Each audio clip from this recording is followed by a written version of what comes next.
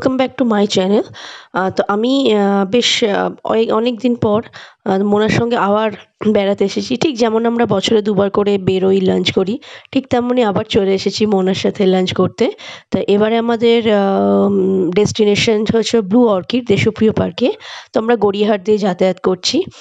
গড়িয়াহাটের ভেতর দিয়ে যাচ্ছি আরকি। আর সামনেই আমার কলেজ। যতবারই এই জায়গাটায় আসি ততবারই আমার কলেজের কথা মনে পড়ে। কলেজ থেকে বেরিয়ে মানে ক্লাস না থাকলে কতই না বন্ধুরা মিলে আনন্দ করতাম। তো যাই হোক, আমি আর ও দুজনে মিলে যাচ্ছি লাঞ্চ করতে।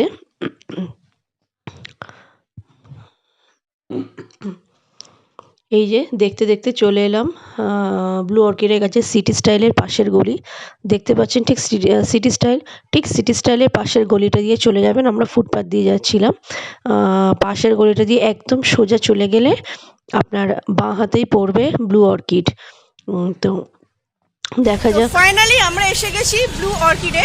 ঠিক দেখালাম সিটি স্টাইলের পাশের গলিটাতে ব্লু অর্কিড। একটু টাইমিংটা দেখ, 12টার সময় খুলে যাওয়ার কথা, কিন্তু এখন খুলেছে কিনা জানি না। এখন ক্লোজ দেখাচ্ছে কেন?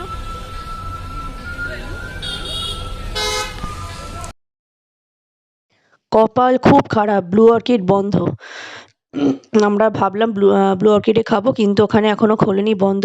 অবশেষে আমরা যাচ্ছি সাংহাইতে, যেখানে আগে খাওয়ার কথা ছিল। প্রথম থেকে ভেবেছিলাম সাংহাইতে খাবো, মাঝপথে আমরা চেঞ্জ করি, কিন্তু সাংহাই আমাদের কপালে ছিল। এই যে দেখতে পাচ্ছেন সাংহাইতে চলে এসেছি। তো আমরা ভেতরে ঢুকছি। আমাদের যে মানে সামনে একজন ছিলেন, তো আমি একটু ক্যামেরাটাকে নামিয়ে রেখেছিলাম। তার কারণ হচ্ছে আমাদের তো আগে থেকে কোনো বুকিং ছিল না, তাই জন্য উনি আমাদের বুকিং করছিলেন। মানে সঙ্গে সঙ্গে যে আমার নাম, ফোন নাম্বার নিচ্ছিলেন, ওনার সাথে একটু কথা বলছিলাম, তাই জন্য ক্যামেরাটা আমি একটু নামিয়ে রেখেছি।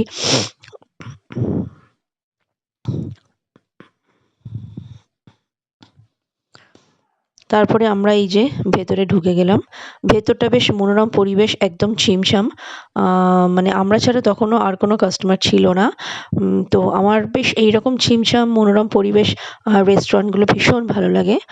তো যেহেতু মানে প্রথমে সাংহাইতেই খাওয়ার কথা ছিল, তো যেহেতু আমার মনে হয় মুখ থেকে যখন একবার সাংহাই বেরিয়েছে, এই জন্য ভগবান আমাদের সাংহাইতেই নিয়ে গেছে যে তোরা সাংহাইতেই চল। যাই হোক, এই যে মোনালিসা এই বসছে, আমি ওর উল্টো দিকে বসেছিলাম।